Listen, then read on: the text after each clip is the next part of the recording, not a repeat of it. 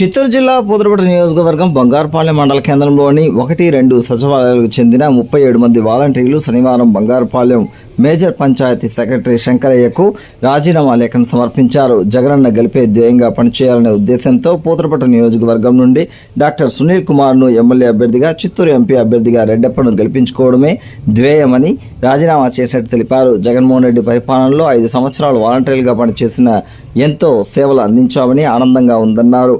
ప్రతిపక్ష పార్టీలు తమపై విధించిన ఆంక్షలు ఎప్పటికీ నెరవేరవని, జగన్మోహన్ రెడ్డిని ముఖ్యమంత్రి చేసుకోవడమే ప్రధాన లక్ష్యంగా, కర్తవ్యంగా భావిస్తున్నామని రాజీనామా చేసిన 37 మంది వాలంటీర్లు తెలిపారు. జగనన్న కోసం మేమంతా సిద్ధంగా ఉన్నామంటూ నినాదాలు చేశారు.